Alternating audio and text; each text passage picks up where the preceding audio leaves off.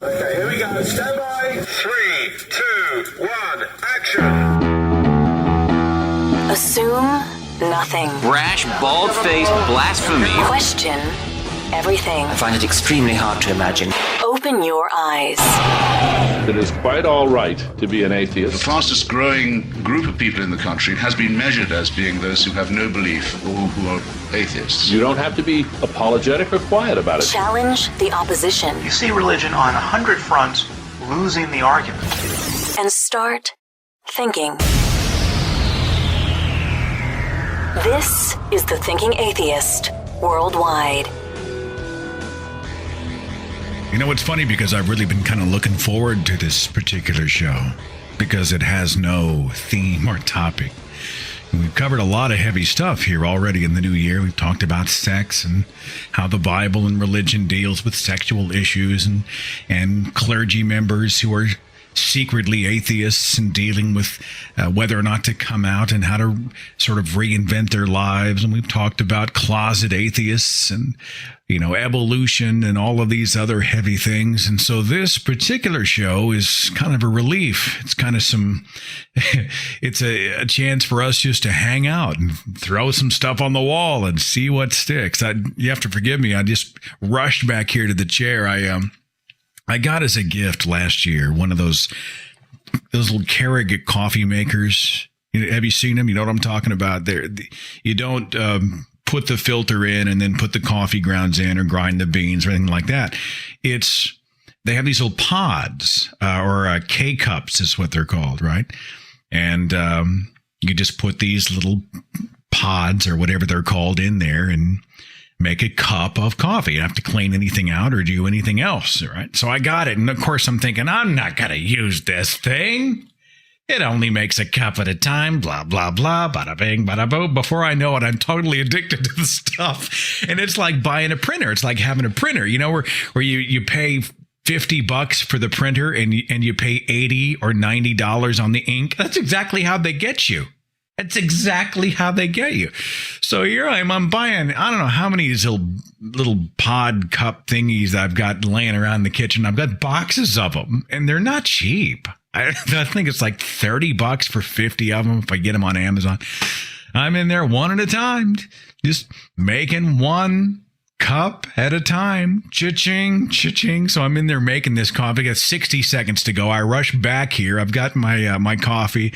Got a little rat dog at my feet, and it's just you and me, and we're going to see what everybody wants to talk about. My first call, though, is with a guy who is soon to be on a Thinking Atheist t-shirt. Now, Steve from Tennessee was on an episode last year, and he had all these little quotable sayings that really took off, and he became kind of a room favorite in the Thinking Atheist community. And he's been on some shows ever since then. He's been on the Facebook page and whatnot. So anyway, we're doing a shirt with him on it and one of his famous quotes. And it's supposed to be, I think they're going to have the art ready tonight or tomorrow. And then I'll talk to Marco. We'll try to get it up on the store. And I don't know. People may go for it or not, but I thought it'd be a great chance, a great excuse to actually spend some time with the legend. Steve, how you doing? I'm alive, man. We were talking about doing a t-shirt. Now, the thing is that you called it a show we did. Was it the deconversion stories? You were talking about how you kind of came to a point of epiphany and said, wow. Right. People just fell in love with you, man. People enjoyed. They thought you were entertaining. They thought you were funny, and you were just real. You got some good feedback from that show, right? Yeah, overall, I've gotten good feedback. I've made a few new friends out of it. I have friends on Facebook now from all over the globe. I think that's just wild. I mean, being a country boy out here in the boonies, you know. I don't walk around considering myself a celebrity or anything, but it's been nice. But your face is about to be on a T-shirt, Steve. I mean, we're about to stick your face on a T-shirt. Now, it's got your quote on it. This is about the wildest experience of my entire life. I've never had anybody call me up and say, dude, Can I please put your face on a T-shirt? An atheist. Now it's not overt. What it's got your quote, right? The quote that everybody knows you for, and it's when you said, "If you don't believe in the talking snake around here, you're the one with the mental disorder." That's how you felt about the environment that many of us grew up in, right? If you don't believe the Bible, you're nuts. Exactly, and that environment has failed to change iota since I made that famous statement. I might add. And so that's what's on the shirt, and it's a total inside joke. I mean, I can't decide if it's going to be brilliant and everybody's going to love it, or they're going to look at it and it's so niche and it's such an insider gag that it's just going to go bust and nobody's going to care. I don't know what to expect. I don't either. I'm doing the same thing because it could go either way. So here's what I'm thinking. Maybe we should make that sort of an official, hey, I'm a TTA fan and I get what this shirt's about.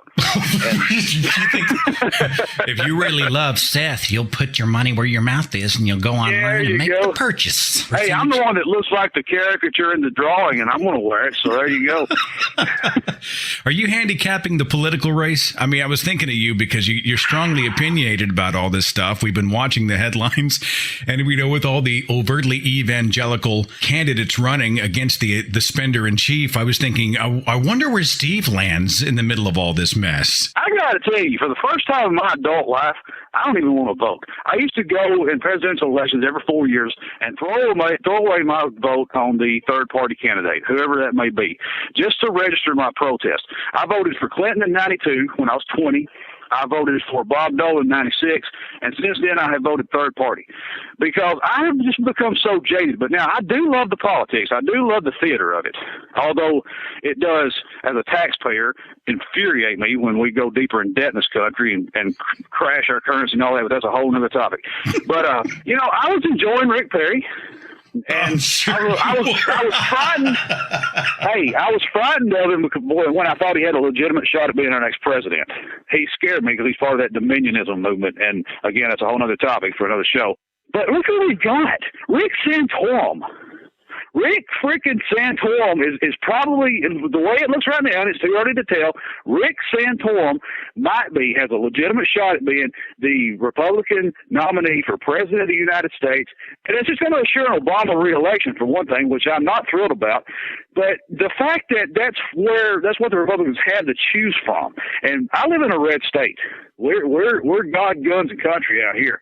And I got to tell you, most of my fellow Southern speakers are not happy with the choices and may hold their nose and vote Gingrich or Santorum, but they sure ain't voting for no Mormon, I'll tell you that. You know, Santorum managed to offend everybody whenever he came out and said that he disagreed with even women taking control of their own reproductive health, right? I won't tell you that you can't use contraceptives, women, but I'm personally against it. And part of me is like, wait a minute. Now, he sees that as a moral choice. He sees that as if you use birth control, it gives you a chance to go out and act however you want sexually, which he considers an immoral choice. And of course, I'm thinking about all the people, let's say that's true.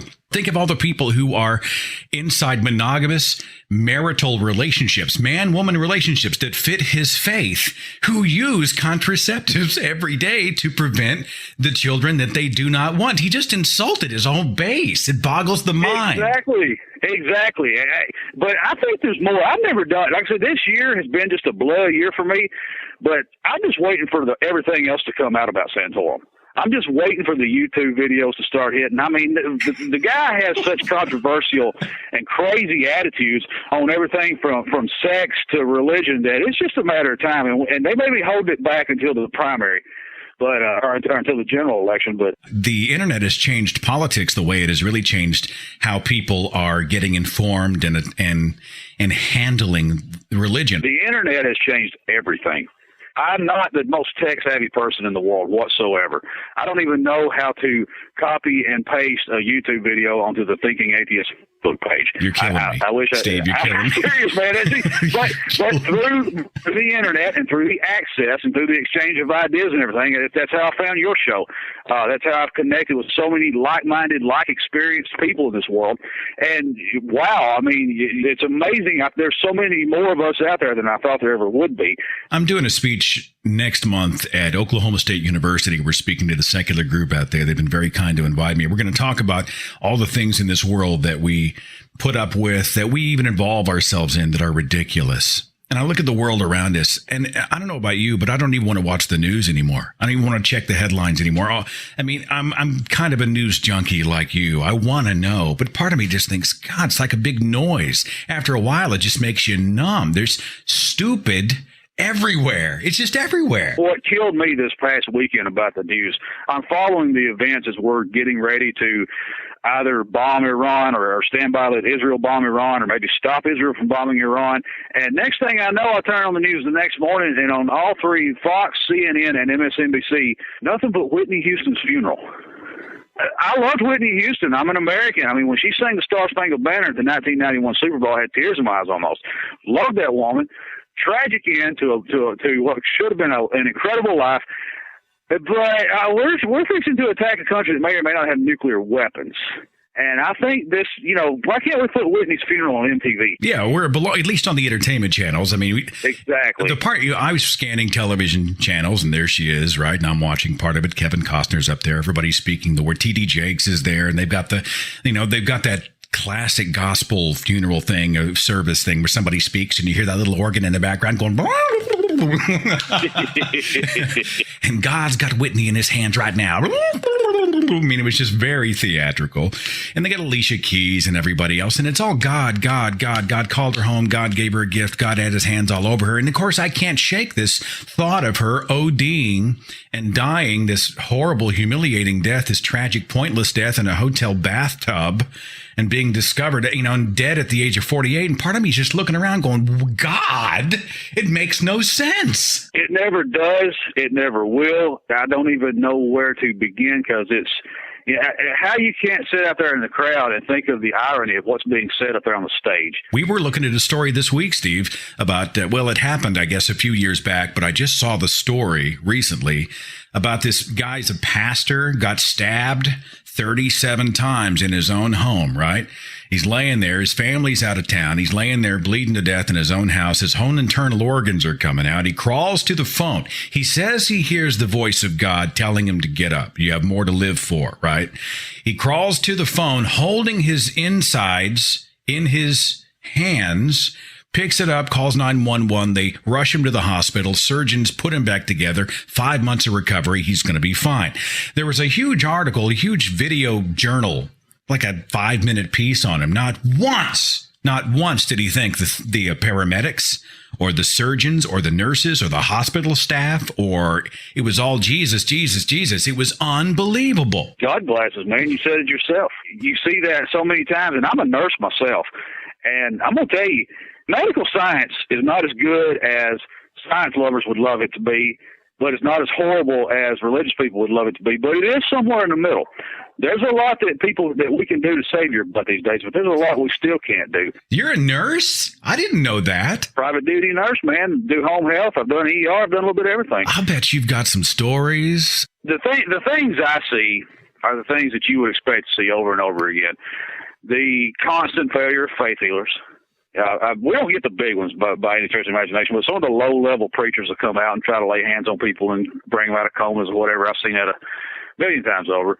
Then people dying. I mean, to me, watching someone die is one of the most, it's not one of, it is the most horrific thing you can ever think to watch.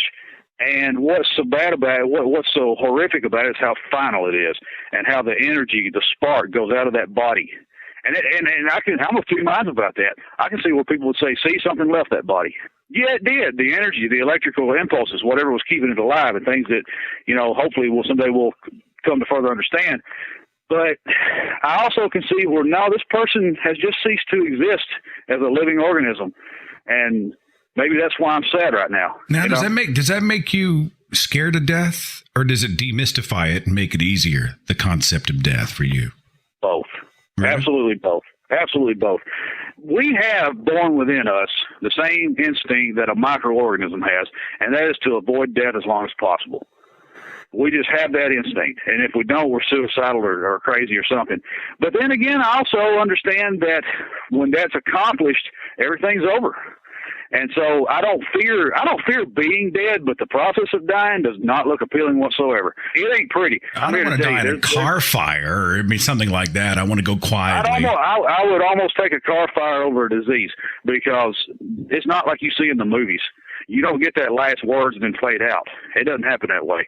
You got a long, drawn-out process most of the time of your body going into a form of shock. You start doing these rattled respirations called Stokes respirations. This can drag out for hours, but it is a slow and hideous process, the death of a human body.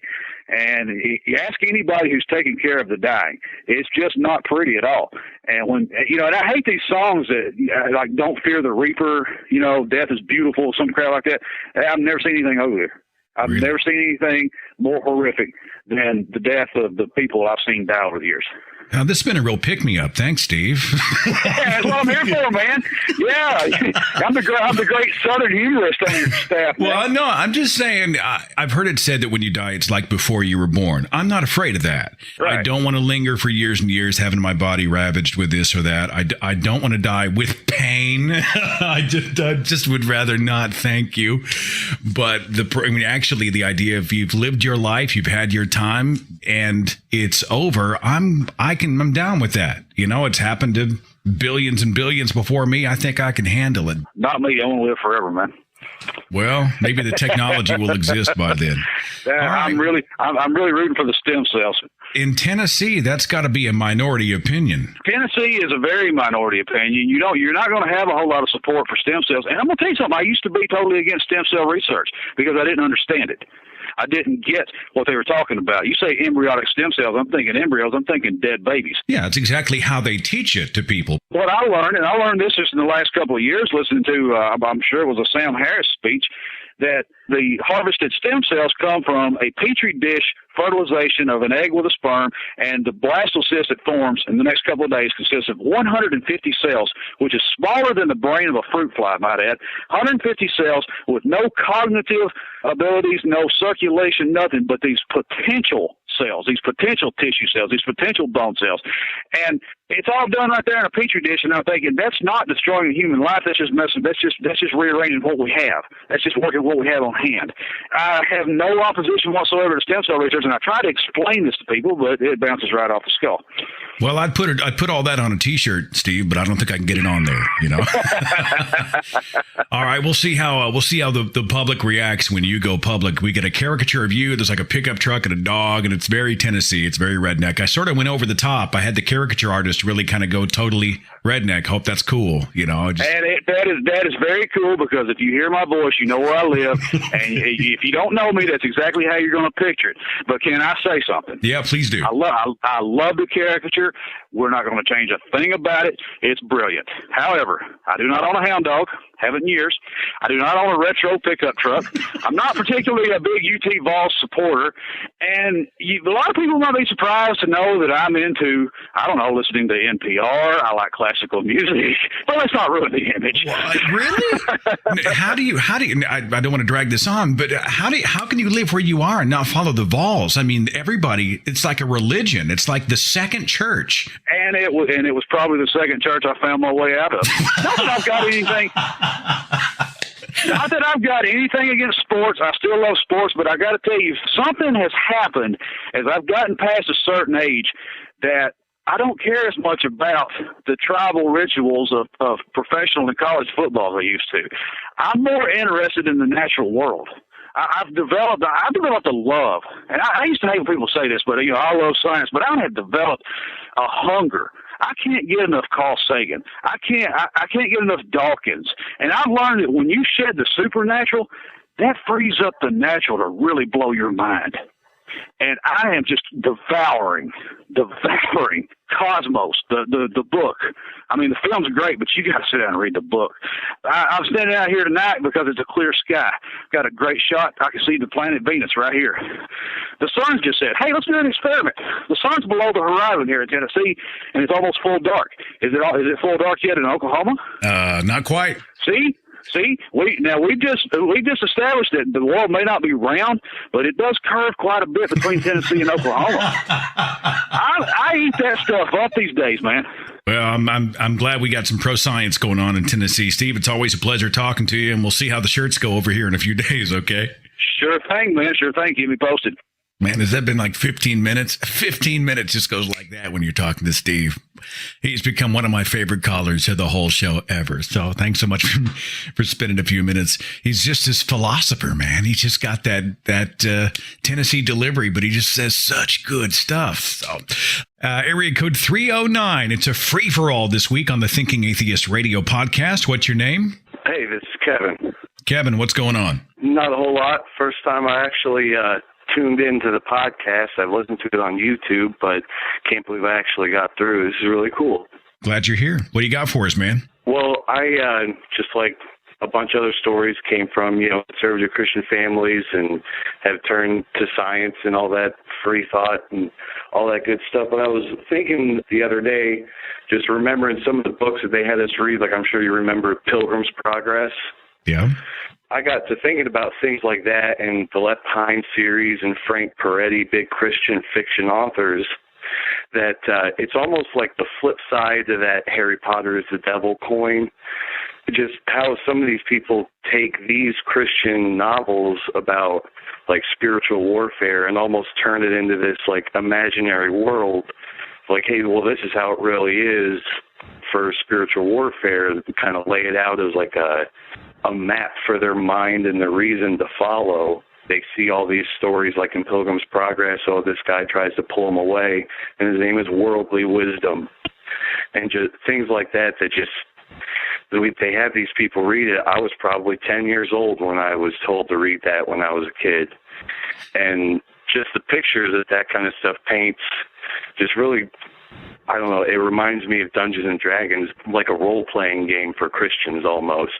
I was thinking about that, and it just kind of blew my mind just how these big influential Christian fictions can almost be looked at as more revealed truth than just a good story. Thanks for the call very much. Thanks for your patience on hold. Have a great week. Thanks. Okay. Bye-bye. I had some messages in the email inbox. I wanted to get to them very quickly. John said, hey, Seth, following your deconversion, after having deeply believed for so long, did you experience any fleeting feelings of being wrong, a brief sense of unease about hell or missing heaven? I liken it to phantom pain, how amputees can feel sensations in amputated limbs. Did I worry I was wrong? Yeah, sure. It used to be worse.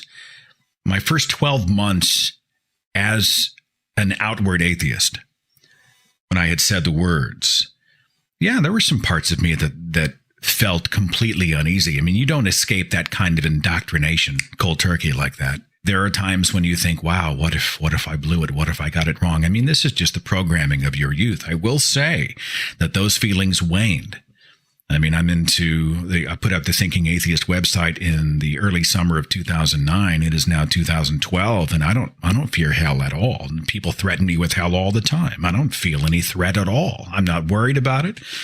I don't see a heaven above and a hell below. I don't see angels and demons. I don't see a Jesus or a God and a devil. I don't operate on that plane anymore. And honestly, it is the most liberating, wonderful feeling ever.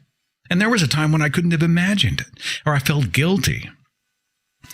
So at first, yeah, I mean, I was a little weird. I was still feeling some of those tendencies that an addict might feel, when you're in recovery. But as time goes on, I'm more and more liberated. He had a second question. He said, are there any passages or accounts in the Bible that give you pause? For instance, the only passage that I find interesting is the passage in Revelation 11:9 about the two witnesses and how their bodies will be seen by all the nations. The reason I find it interesting is because it seems to be an obvious nod to television. I mean, anyone can fabricate a violation of natural laws, but it's the nature of this prophecy and how I find it difficult to imagine the concept of a local event being viewed by the whole world as something that a first century person would even think about. I find this curious. Well, actually, no, it's not curious. If you look throughout the Bible, in fact, if you look throughout prophecy, you will find that people can mold current modern day events to fit the scriptures of old. A great example is, it's another one in the book of Revelation. It's in, I believe, chapter 9, they talk about locusts. You know what? Let me look it up real fast. Revelation chapter 9. They used to talk about this when they would posit all that Hal Lindsey end times stuff, right? It's the end times are upon us. There it is. Revelation 9, starting with verse 7, says, "The shape of the locusts was like horses prepared for battle. On their heads were crowns of something like gold, and their faces were like the faces of men." Now let me stop. They told us that this was prophecy about the Third World War, and the scriptures were describing helicopters. And you'll see what I mean. They're talking about locusts like horses prepared for battle. Verse 8, they had hair like women's hair. Their teeth were like lions' teeth. They had breastplates like breastplates of iron, and the sound of their wings was like the sound of chariots with many horses running into battles. They had tails like scorpions, and there were stings in their tails. Now, what happened is that our Bible instructors, our prophecy instructors, co-opted this scripture, this fantastic tale of metallic scorpions, right, with breastplates of iron, and said, hey, these are helicopters. These were foretold thousands of years ago. I mean, this isn't just a coincidence. Well, actually, yeah, it is. And saying that everybody on the earth is going to witness some single spiritual event doesn't really stand as a precursor to broadcast television at all. Just somebody saying everybody's going to see it happen. Well, whatever. You look at the predictions of Nostradamus. You know, you go back and you look at how modern day people will retroactively co-opt his predictions to fit something that happened historically. It's like when people say that the Bible talks about there will be wars and rumors of wars. That's how it's the proof. Today's the end times. It's the end times. Well, actually, there have always been wars and rumors of wars. This is not brilliant forecasting. It's very nebulous. It's very broad, and it's very convenient. Jesse sent an email and said, I had a facepalm moment I wanted to tell you about. It was a few years ago now.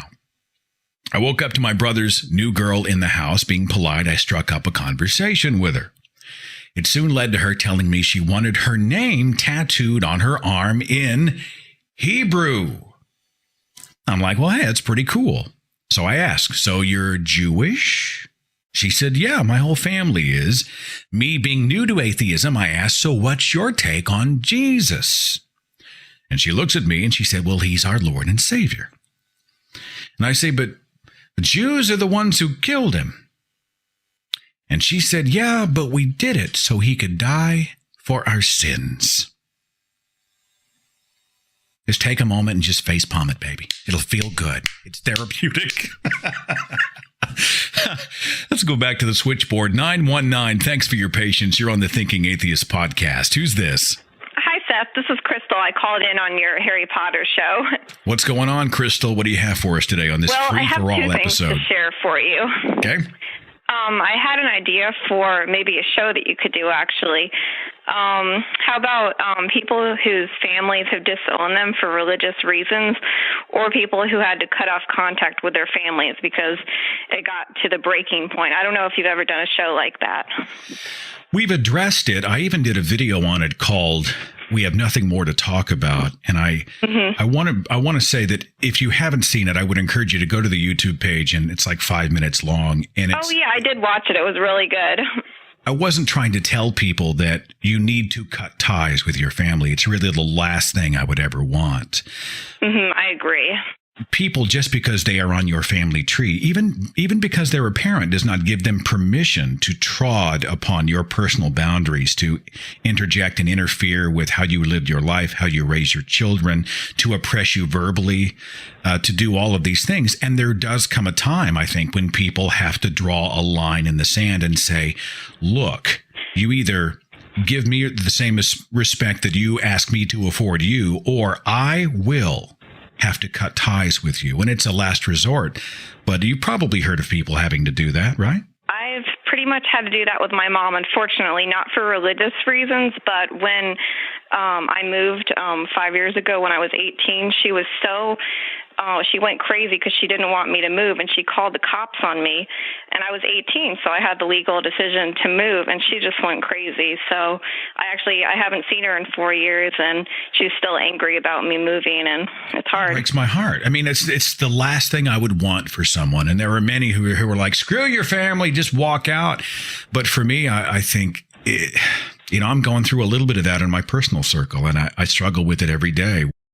I have a lot of deep conversations about religion and stuff with my friends, and I find it interesting that one of my best friends, he was raised to be very religious, but at the age of 8 and 9, he started to really think for himself and question it, and he felt like something was really wrong and not right with what he was being told.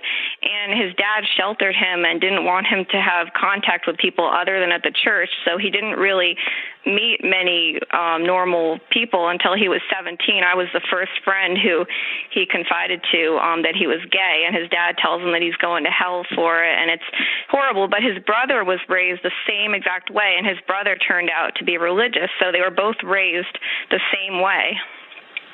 Well, that tells you something right there, doesn't it, about being an individual? Yeah, definitely.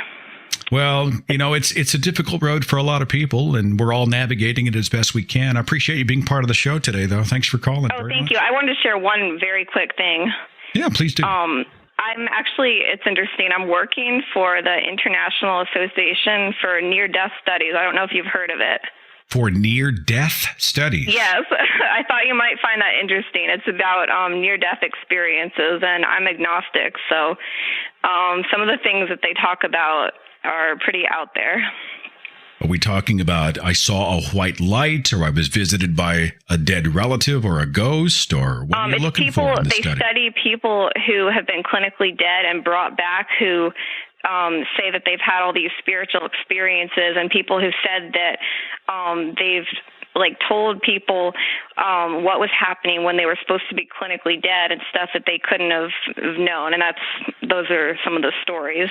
You realize, of course, there are scientific explanations for that, like hypoxia, lack of oxygen to the brain that causes you to hallucinate. And there are reasons that you see a white light. It's a chemical function of the brain. Now, I'm not a physician, but I've interviewed physicians speaking about this very phenomenon. And what happens is people experience some chemical thing, right? And they come back and they insist it was a spiritual experience when there is a medical explanation for it. I'd be curious to see how your study comes out when it's over with. Yeah, it should be pretty interesting. I'm editing about 60 audios right now all about that. So all right. Well, it'd be interesting. Thank you. Thanks. Bye. It's going to be a wild study. It'd be like listening to the Art Bell radio show. You guys know who Art Bell is? I can't imagine Art Bell. For those who don't know who he is, he's been on the air forever, right? He normally is on the air after midnight. And I think his website may be still up, or he's still on somewhere. It's artbell.com. And it shows all about little green men and UFOs and spirits and ghosts and demons and just wow. And I can't convince myself that he's a true believer. In my mind, I just think he's a marketing genius, right? He carved out a niche for himself. And he just talks about UFOs on every show and this crazy stuff. He's got these lightning bolt sound effects, and it's all very theatrical. And the website is very over the top. But I would think that the study that she's doing with all these near-death experiences is going to be like an episode of Art Bell. It's going to be everybody who had some weird chemical reaction in their brain coming back and trying. It's like having a dream. You ever had a really weird, wild, crazy dream? Now, I'm of the mind that your subconscious is like a blender, and so when you dream, it's just all these things coming together in random ways. That doesn't mean anything. It doesn't predict the future. It might be a reflection of kind of where you are sometimes. It might betray some fears or something. There's some thoughts, some things that you're dealing with, but I don't wake up and say, wow, I need to interpret this dream. It means something real. No, I just think it's just a blender of all the crap that's going on in your head, And I know some people, they'll wake up from a dream, they will spend all freaking week trying to discern the meaning of that dream. What's it mean? What's it trying to tell me about myself? And I'll tell you what it says about yourself. It means you ate way too much rigatoni before you went to bed. No more spicy food for you before bedtime. Derek sent me a message. He said, hey, I wanted to encourage you to please do a podcast talking about Christian music. I used to eat that stuff up, and I really want to hear about it. Yeah, I'm going to break down and do it probably this spring. I might talk about, for those who don't know me, I spent a little under 12 years in Christian music. I did pop and rock radio after that, but I haven't done a lot on it, but I thought about doing some on Christian music at some of the presentations that are coming up. I've been very, very honored to be invited by the Oklahoma State Secular Organization to come out and speak at Oklahoma State University. I'm going to be out there on March the 14th. So that's a little less than a month away. I'm going to be in Canada at the Imagine No Religion 2 event. That's May the 18th, 19th, and 20th. And that's going to be awesome. PZ Myers is out there and Lawrence Krauss and a lot of people I tremendously admire. So I'm very jazzed. So I get a chance to go out and participate. And I just got word from Will that they're all set for the second round of the Oklahoma Free Thought Convention. That's going to happen in Tulsa, Oklahoma on, I believe it's June the 23rd. David Silverman's going to be there. Hammond from Friendly Atheist, Greta Christina. I'll have to get back to you on the full lineup, but it's going to be. And so I thought about maybe taking some of that time on stage and pulling out some of the old photographs, of me from back in, I'm kind of afraid to 20-year-old photographs back when I had a 32 waist and, almost a mullet. I'm just afraid to do it. But I got photographs of me, with the Imperials and Jackie Velasquez and Margaret Becker and Petra and all these Christian groups, So I thought about bringing some of those out of mothballs for those events.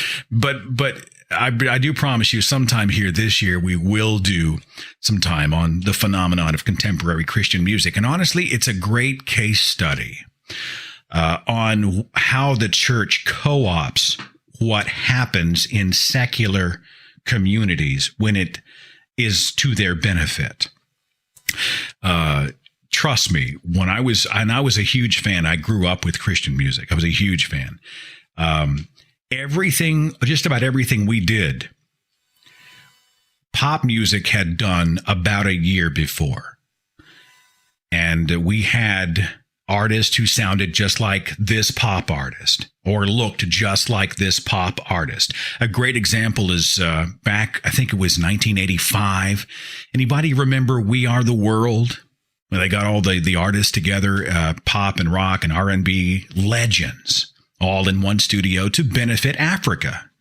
I think they raised $20 million, right? We are the world. We are the children. They did hugely successful charity song, played on radio stations all around the world. Well, Christian music is about 6-9 months after that. Came out with their own version. They did the same thing, but they're way red-faced, way embarrassed that they didn't think of doing it first.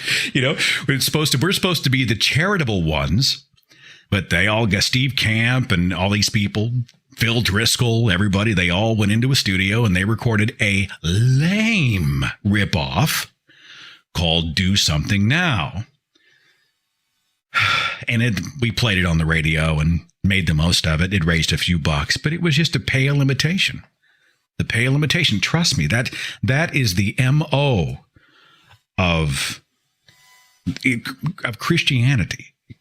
How it's marketed is usually about a year behind what everybody else has been doing in the secular marketplace. Forgive me for going off on that tangent. Area code 717. You're on the Thinking Atheist podcast. Who's this? Hi, Seth. This is Tracy. I was calling in to ask if you'd be interested in ever doing a show on atheists supporting charities, because I find that's one of the biggest criticisms I hear is that, atheists don't support charities or, don't care, don't raise money like Christian people do, which it largely is BS in my opinion, but it's a criticism I've heard and I know other people hear. Tracy, I would love to. There were two instances where I thought maybe And I'm glad you brought this up because I'd like to present it to our listener base here. But I was able to participate with DPR Jones and Aaron Raw last year to help raise money for Doctors Without Borders. I consider them a very worthy charity. Oh, they are, definitely. Bill Morgan, who was part of Free OK of last year, turned me on to Charity Water. And they go out to these third world villages and they build wells so that they can have clean water, which is a huge need. And they're a secular charity. You know, they're not run by a church. They don't give credit to God or anything like that. They just go in and make a difference. And I thought about having the Thinking Atheist community maybe even sponsor a well. You know, let's put a target number on it. I think it's $5,000-$6,000 to build one of those wells, and literally rally everyone together and see if this community could sponsor a well in a third world country. I don't know. You think people would go for that? I think it's a great idea. I mean, I would suggest doing one where we present a few different options, a few different secular charities, and kind of give people the information on where they can go to donate, so that if there's something specific that speaks to that person, they'd have an option of a few different charities they could support. March is a wild, crazy month, but I will do my best to try to follow up and pursue that, and maybe we can put something together for April or May, after the Reason rally's over with and after all the craziness of March is done. Maybe we can put something late spring together and do some tangible good. I think that's great. I'd be interested in helping with you with it if you were interested. I have there's a couple charities that I've worked with. One of them is Responsible Charity that was actually started as a protest of a Christian charity and has now really taken off. And I've done some work with the founder of that. Drop me an email, would you, editor@thethinkingatheist.com, and include your contact email. What I'll do is follow up with you. And if I don't, because my inbox is insane, drop me a line here after the Reason rally, and let's see if we can get something going. I think that's a very worthy idea. Okay? Sounds great. I'll do that, Seth. Thanks. Thank you, Tracy. Take care. Thanks. Bye. You know, I said to somebody, they were talking to me about the Thinking Atheist community. And Anna, they made some pretty hard charges. One was, you just need validation.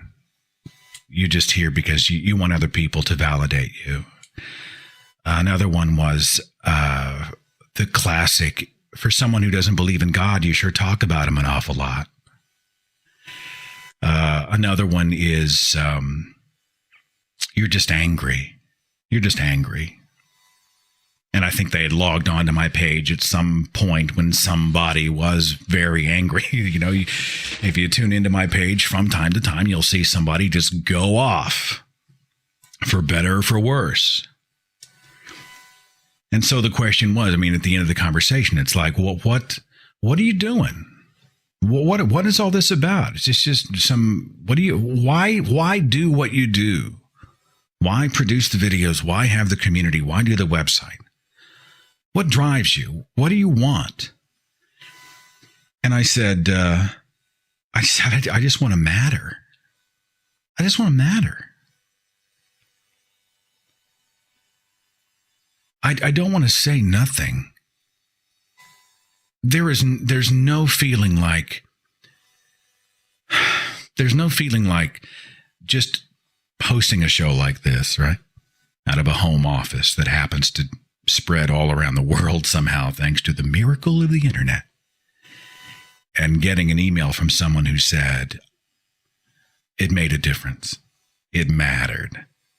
I felt alone. I was going through a trying time with my family. I felt insecure or lost, or I didn't have the confidence, or I needed to be reminded that there were others out there who had the same questions that I do, who get me, who understand me. And this show, this page, this site, this video mattered. I'm telling you, there's no feeling like it. Maybe that feeds me in some way.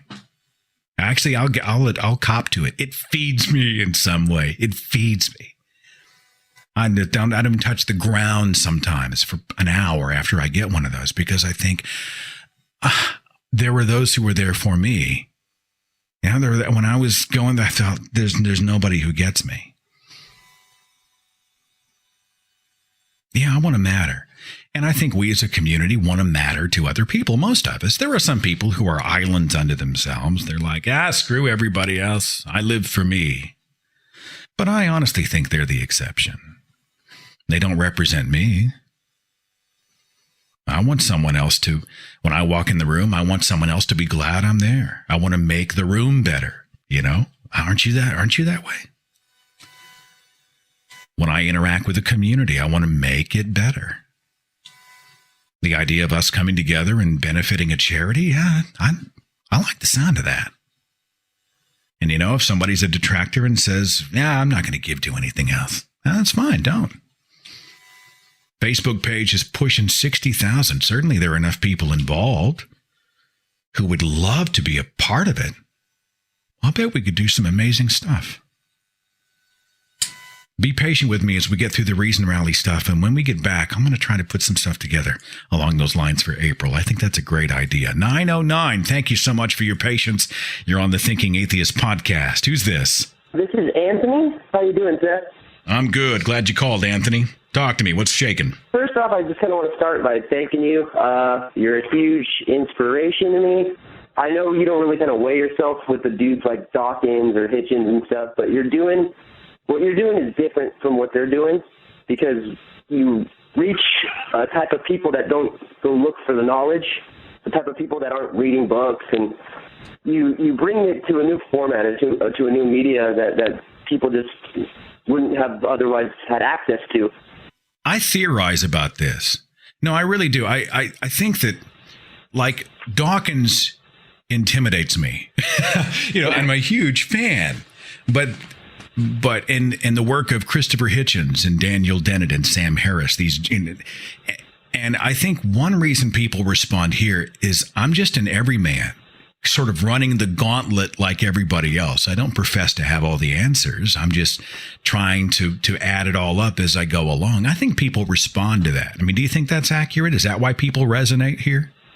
Oh, yeah, completely. I honestly, I know you're not like the scientist or whatever it is you want to classify it as, you know, writing the books or whatever, but you're helping spread the knowledge, you know, kind of spread the word, if you know, for lack of a better statement, you know, just without you, like, I thanks to you, like, the last 2 years I've been reading, you know, Dawkins and Hitchens and all kinds of different stuff, and, you know, over the last couple of years I've read, like, 15 books, you know, on the stuff, but that's not what made me start my comedy troupe, like a skeptic comedy troupe, or start making skeptic t-shirts.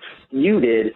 You helped me do that stuff. You know, I got the knowledge, but it was you that made me kind of think that, well, I'm not Dawkins or anything, but I could do something. You know, so, I think if we check out because we don't have a PhD, you know, then we've recused ourselves from an argument that affects all of us. You know, heaven and hell and God and Satan and religion and how it affects our lives, our communities, our cultures, our homes, our political systems, our schools. It affects every person. We all should be involved. So, yeah, I think you don't have to be an Oxford graduate to be able to get yourself out there, and education comes in many forms. So thank you for the kind words, though. I appreciate it. What else you got? I just have one more little point. I actually had 2 points. That's basically one of them that we just covered. The other one, I was kind of looking for some advice. A while back, on one of your first podcasts, you did a Reason to Believe podcast where you were looking for people to come refute you and kind of, you know, give you a reason to believe. And it's kind of ironic. About a week after that podcast aired, I was, you know, getting into it with some of my siblings, and I have a sister who works for the Make-A-Wish Foundation. And long story short, she has had a long life. She had some abuse by the church when she was a youth, and had some substance abuse problems. But in either case, she's still on God's side as she grew older. And you know, I had this discussion with her where she actually kind of got me to stop. In my words, as much as I could shut a lot of people up with you know, my debating, she actually got me to stop because she talked to me about how she basically works on a daily basis with kids who don't have that much of a chance. You know, they have 15 to 9 years of life to look forward to. And it's like, these are the people that I guess the priority would be, you know, letting them believe in God, you know, and that's where, like I said, I stopped in my tracks because I really didn't even know how to respond. You know, it's just, I understand that there's a reason, obviously, to fight for truth and to fight for people to want to to look for knowledge and seek that, but at the same time, my sister's a wonderful person. I love her to death. I respect her so much, and she's out there giving these children hope under the auspices of, you know, telling them about God and whatnot. And you know, I could never be the dude to say, hey, that's wrong. You know, I totally feel like the bad guy, you know, spreading the word to those people. I don't know. How do you weigh in on that? What do you think? Well, I wouldn't be the one to go up to a child dying of leukemia. Oh, absolutely not. No, and say, that's not what I mean. By the way, there is no heaven. You know, I mean, that's a very difficult proposition for me. I mean, my biggest oppositions to religion happen not when people practice it in their personal and private lives, but because it is charged to go out and taint and influence our culture, our society, our schools, our political systems, right? And to threaten hell. And so those are where the majority of my fights are. I've had the conversation with myself, if one day, years from now, my parents were on their deathbed and I knew it was their final moments, and they looked up at me, and I knew that this was like the last cognitive moment they would have, right? Where they were lucid and we were able to talk. Would I lie to them and say, by the way, I want you to know that I accepted Jesus or something? Would I lie to them in that microsecond so that they would have bliss for their final few moments? And yeah, I honestly, that's comfort. I don't know what, I really don't know what I don't think I would do it. I don't know if I could do it, but I have those thoughts. And as far as children who are, who have a very limited time on this earth, I would not be the one to go and tell them there is no heaven. No, I think my fight against religion is best fought in other circles. Stealing the hope of a dying child is not really where I'm at. I would be curious to see what others say about it. It's a very difficult question. Yeah, no, I was just kind of bringing it up because I'm kind of looking to go into the same field as her and kind of helping with all that stuff. And I just needed a little bit of guidance and to see exactly how I should react, you know? Look, I think if they believe in heaven and you don't want to rain on that parade, that's one thing. But I don't think you have to participate. You don't have to go and propagate the lie. And honestly, it's my opinion that if someone is lying there, they need a physical touch. They need a soft word, a kind gesture. They need time. They need attention. All of those things will go far, far further, in my opinion, than if you were to open a Bible and read to them about heaven. So you don't have to be untrue to yourself to be able to go and be effective as a caregiver at someone's bedside. That's just my opinion. And I wish you the best in it, brother. Yeah, thank you so much, Seth. It's been an honor talking to you. Hopefully, I live out here in California, and I'm going to try and make my way out to the Reason Rally in March. Hopefully, I get to maybe meet you out there. Thanks, man. We'll hopefully see you in D.C. in a month. Take care. You take care, man. The Reason Rally it's got me a little nervous. I've never attended a rally like this before. I bought my plane ticket, and I've got my hotel, and I'm going to go out there and try to record video. And, if I see somebody, I'm going to grab them and see if maybe I can get a few moments on camera with them. And seeing Richard Dawkins and Adam Savage and James Randi and all these people on stage, it's going to be exciting. I have no idea. No one really has any idea how many people are going to show up. I'm really thinking it's going to be a very good turnout. The National Convention of the American Atheist is happening the following day. A week from the Reason Rally is the Rock Beyond Belief concert at Fort Bragg. It's just going to be a huge week. But it's nothing like this has ever been attempted. It'll be the single largest secular gathering ever. And so it's just, you feel like you're part of history. And I know a lot of people are not able to make it because they work or they have family commitments, or maybe it's too expensive to get to DC for that weekend. For that reason, I promise you, I'm going to try to document as much as I can and post it on YouTube. I won't be able to officially record the speeches and whatnot from the stage. That's being done. They've contracted some big company far more able than I am. I'm just one guy with a small camera, but I'm going to try to get event shots and some wide shots of the group and grab maybe some man on the street stuff if we run into anybody who wants to talk about who they are and why they came. I'm thinking with Aaron Raw and I were talking about the slight possibility of if we are able to that Saturday night, all sitting around a coffee table and just rolling some tape as we all just kind of sit around and talk. It's just about whatever comes up. I don't know if you like that as a video or not, but if we just sit around in front of a table and we just all just talk about whatever comes up, whatever affects us, what we're seeing in our own online communities, what our people are telling us, and what input we get, what people like about our show, what they hate about our show, what we think about the movement, the rally in particular. I don't know, just to see what happens when you put 3, 4, 5 people at a table. Maybe Thunderfoot. I think he's going to be there.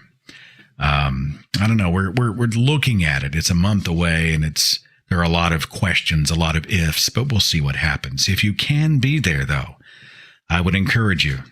There are Reason Rally buses that are picking people up in major cities all over the country. You can go to reasonrally.com and actually just look for Reason Rally or the rally buses, I think. Rally bus is what they're calling them.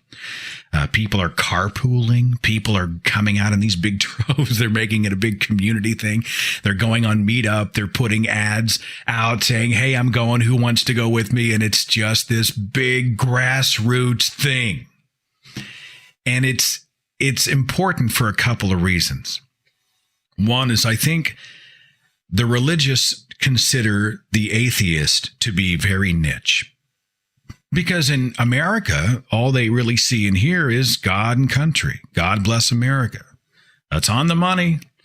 It's in our Pledge of Allegiance. They believed the founding fathers were all Christians who brought Christianity to the States. And of course, you realize America was actually founded as a result of a desire to escape religious persecution. They don't understand. They aren't taught. I wasn't taught. I had to go find out for myself. They see the atheist, the non-believer, the secular human being as niche, an anomaly. This is a chance for them to see a positive, fun, focused, pro-science, pro-reason thing. And they're going to minimize it. They're going to go and mock it. They're going to threaten us with hell. We might even see the Westboro people out there picketing. I kind of hope so, actually. Not because I want there to be fireworks, but because nobody handles the Westboro picket line better than the atheist. Nobody. Now, let me explain. Since this is the whatever show, this is a total stream of consciousness rant here. There was a soldier funeral in one of the nearby towns last year or the year before. I'm trying to remember. And Westboro Baptist Church likes to picket the funerals of soldiers killed in action, right? And they can show up with their signs that say God loves dead soldiers. And they're just abominable people. They're horrible people for doing this. And there is a group of bikers, motorcycle riding, leather jacket wearing, tattooed, bandana wearing, motorcycle Harley Davidson dudes and women. And they go out to the funeral, or they go out to wherever the protest is. And what they do is these protesters, and I don't know, there's half a dozen, 10 of them maybe, they take their motorcycles and they just circle them. They just circle them. It's totally nonviolent. They just circle them. No shouting. They don't say a word. And every time the protesters start to yell and scream and carry on, the motorcycle riders just rev the throttle. So that you can't hear a word they're saying. It's beautiful. They're the second best at dealing with Westboro. The best are the atheists, because they deal with him with humor. They show up and hold signs that next to them that just say the funniest stuff. Just the funniest stuff. And of course it ends up on the internet and it becomes these memes that are being shared all over the place. They're hysterically funny. Laughter, mockery is one of the best ways to deal with these people. They want you to come out and raise hell. They want you to come out and get mad. They'd love a physical altercation, because now we're talking possible lawsuit and they can play the victim. But if you stand next to them with a sign with an arrow on it that says something really just hysterically funny and bitingly funny about them, you surround them with these crazy signs, it totally pulls the bullets out of the gun, and it's awesome. I'm not sure what you would Google to see those signs, but you definitely should. So part of me hopes they show up for the Reason Rally. Part of me hopes they show up because our people are going to just come up with some awesome shit. And then I hope they send me pictures. Let's see. One more email. Jay said, hey, I'm having a difficult time convincing any of my family or friends to accept my disbelief as the inevitable result of having arrived at a logical conclusion that I never once chose to walk away from my dearly held beliefs. What are your thoughts? Jay, good luck. You will never make them accept. You will never make them be convinced. All you can do is do what I do. I think it's responsible to lay out the specific reasons you rejected your faith. Trust me, I've gotten the emails, right? And it convinces me more and more every time I see the arguments supporting religion. Every time I see what they throw at me, it convinces me that I was right to leave. But I refute, right? And I see what is thrown at me. Well, there's plenty of evidence to support a global flood. And then you refute that, we'll actually know there's zero geological evidence for a global flood. Adolf Hitler was an atheist. Actually, no, Adolf Hitler was aligned with the Catholic Church and practiced eugenics, not evolution. You're wrong. Here's the facts. Here are the photos. You can't be moral without God. Well, actually, that's not true either. Here's a great example of morality existing in nature. It's explained by the evolutionary model. God is a God of love. Well, actually, if you read the Old Testament and you go verse by verse, and I realize I'm not changing any minds or convincing anybody, right? But I think the responsible thing is to go ahead and at least once officially refute what's being thrown at you. But mostly you're probably going to have people who use the Bible to prove the Bible, to celebrate wish thinking and faith. Blind faith. There is no difference between faith and blind faith. They'll celebrate it as a virtue instead of a vice.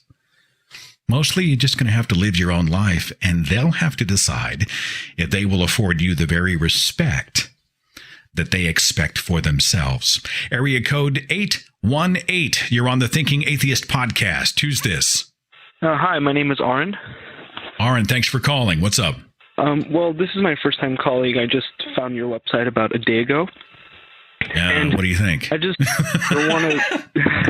How'd we do? Pretty good. I just want to quickly talk about how I came out of the closet from being an atheist. Last year, I actually just questioned religion itself. And, we had a debate with our friends. And we all understood the reason that how God could not exist. So I'm like, okay, I better come out of it. So then I go to my cousin, which was, I believe, the worst thing I've ever done in my life. I come out to him, and he just starts freaking out, rages. You know what? I think we should sit down and talk about this, and you will be a strong believer. And I'm like, oh my gosh. Didn't work out for him, though, did it? Well, later he understood, but, everyone else so far has been okay with it. No one really got that angry at me. It's important, I think, for the religious community, though, to see more and more of us. And, the Reason Rally will help with that. I think all of us in our individual circles, the more they realize that, hey, there are more and more people who ain't buying it.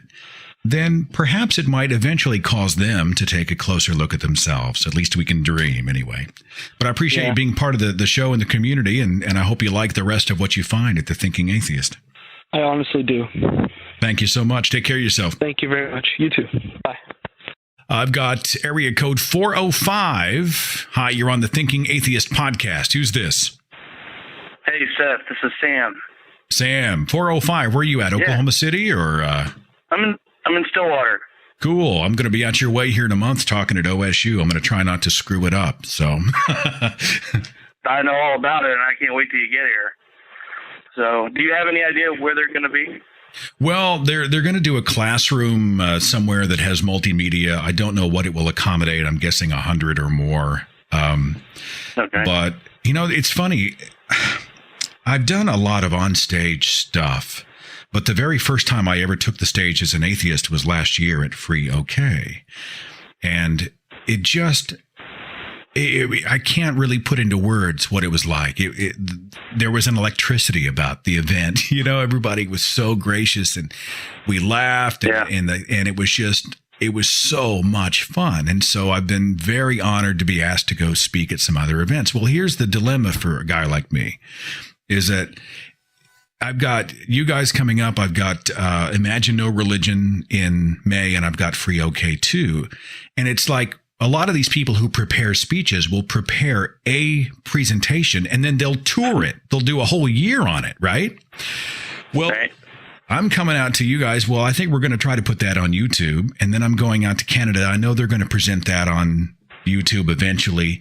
And then Free OK, we're going to try to get recorded. So I'm thinking I got to come up with 3 whole, unique, funny, interesting, compelling, not sucky presentations that people will give a crap about. I'm not worried. I think you can do it. I feel this enormous amount of pressure. Like I just want to make sure that the people who've organized these events are that I make it worth everybody's time to do. So I feel some pressure, man.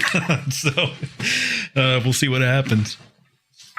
Yeah, the reason I was calling, Seth, is because I was thinking back to, I think it was last week's podcast when you were talking about, no, it may not have been last week. It might have been a couple weeks ago. I don't remember whichever one it had to do with faith healing. Oh, yeah, it was last week. We talked about Oral Roberts and Peter Popoff and all these charlatans out there. Yeah, what's up with you? Well, the reason I was calling was because I've got a good friend who his wife was in a very severe automobile accident back in the middle of January. And since that time,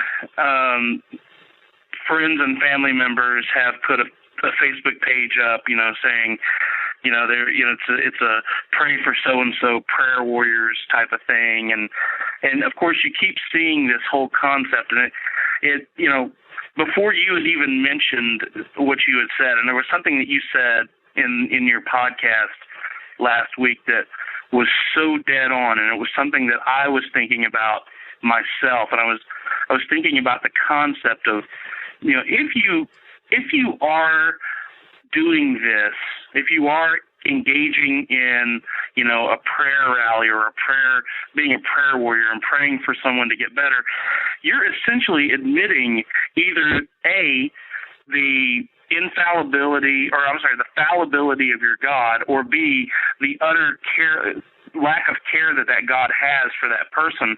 If he has to wait, then he's some kind of evil sycophant that wants to have you kiss his ass before he'll end up interceding on your behalf. It's so disgusting, and it was something that I had made a similar argument with a friend of mine with an unrelated thing, and then all of a sudden this thing comes up. And of course, like I said, he's a dear friend, and I care much for him, and he knows that I'm an atheist. He knows I don't pray, and he and I don't tend to go into that very aspect of it.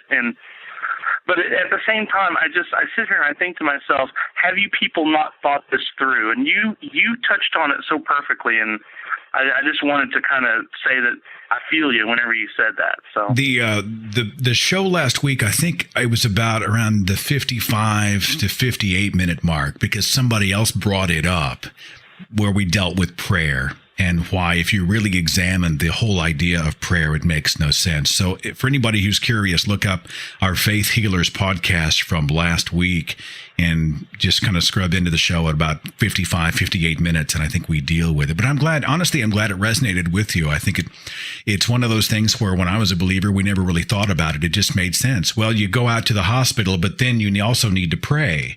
There's a saying. There's a local physician who his tagline is, and I am not making this up, he's a believer. His tagline is, doctors treat, God heals. And I think about that phrase and I think that makes no sense. It doesn't even jive. Right.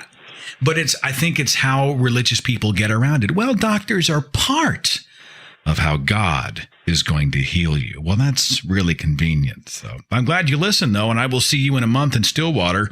And, go Pokes. Yeah, well, yeah. I got one quick question for you. Are you planning on doing anything after your presentation in Stillwater?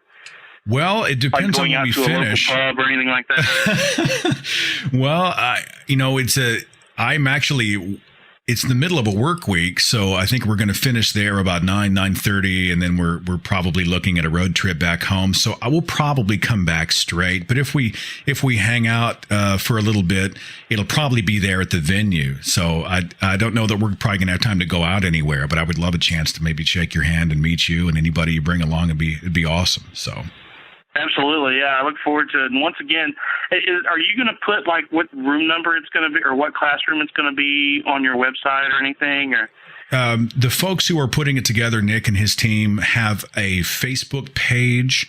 And as we get closer, I'll make sure that link is available. And if it is not, drop me an email and I'll make sure that you get it. It'll have the room number, the exact time, directions. Geez, I don't even know where I'm going, and I'm supposed to be the featured speaker. So you and I are both in the same boat, but I know it's coming together. So in the next 3 weeks, we will know, and I'll make sure that anybody going to the OSU event will know exactly where we can all rendezvous, and hopefully it'll be a good time for everybody. Okay?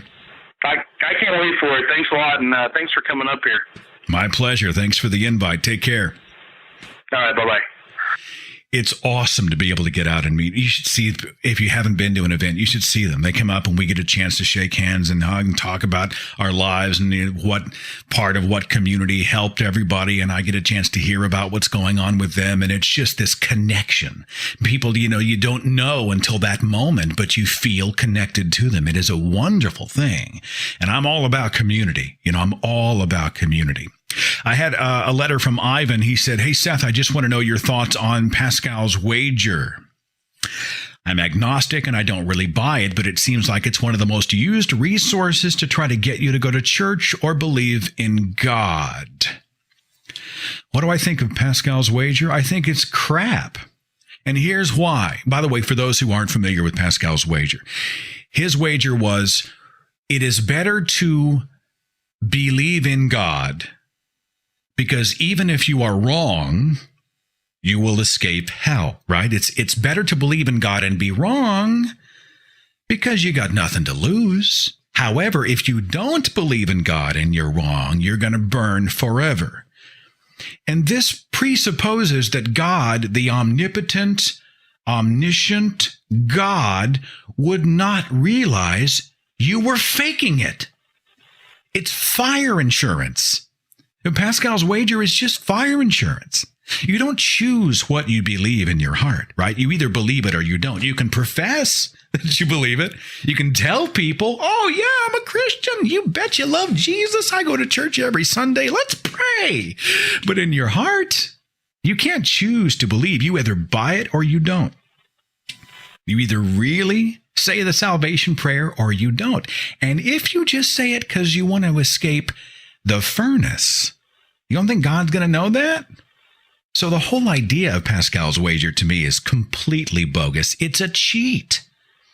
It's a way for people to say, well, I don't really buy it, but, boy, I sure don't want to get this one wrong.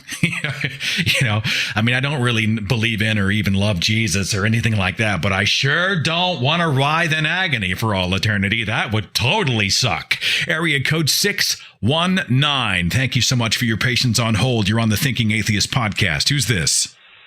This is Ellie. How you doing? Glad you called. What's going on?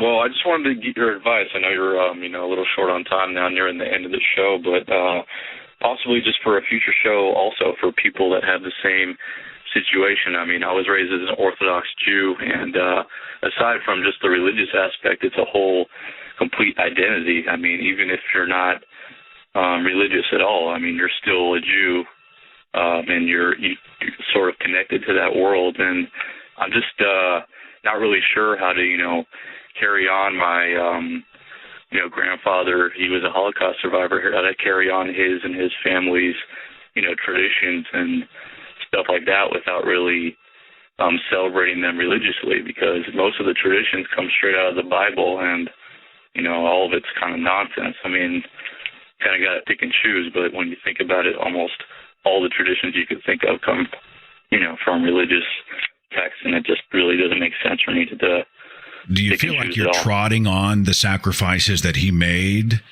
by rejecting his faith? I mean, do you carry that burden with you? Like it's your job to carry on the line kind of thing? Yeah, I mean, I'd say that's my definite number one thing that's keeping me from like fully, telling my mom, who was a daughter of, my grandfather, atheist, and just really don't want to do any of this stuff on how I was raised. I think that it's just a guilt thing on, they went through so much stuff, and, I was named after his 3-year-old brother who was killed in the, gas chambers, and it's just, people always tell me, hey, if you don't carry on these traditions, then Hitler won. I mean, I'm not really sure how to respond to that. Well, I don't think that's fair of them.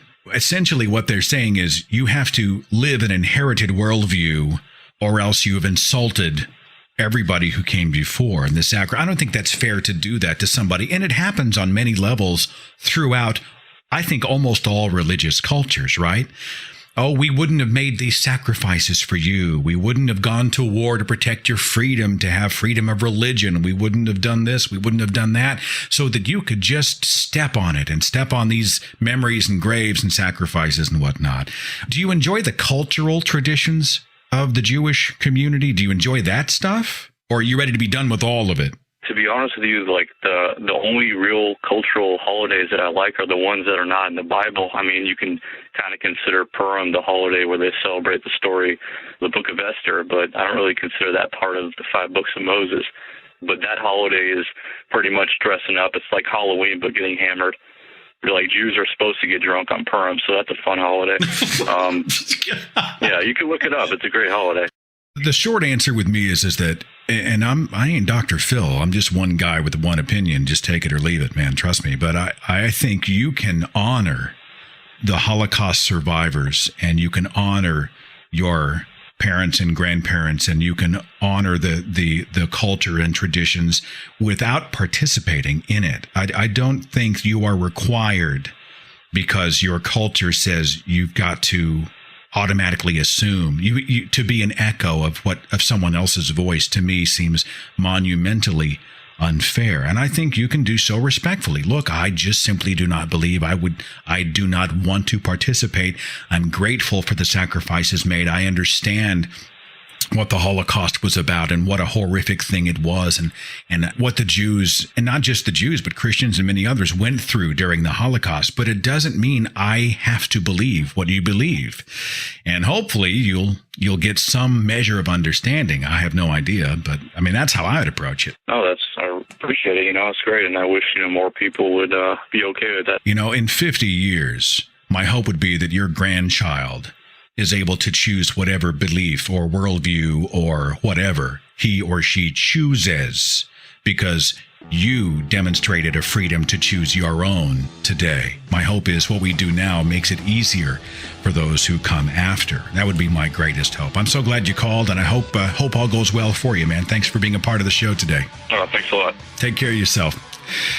Kind of a grab bag today. Thank you so much to everybody for being a part of the show today. We'll be back next week. And of course, you can check out all the podcast schedules and everything online, thethinkingatheist.com. Follow The Thinking Atheist on Facebook and Twitter. Watch dozens of original videos on the Thinking Atheist YouTube channel. And visit our website for resources, links, contact information, the editor's blog, and more. thethinkingatheist.com.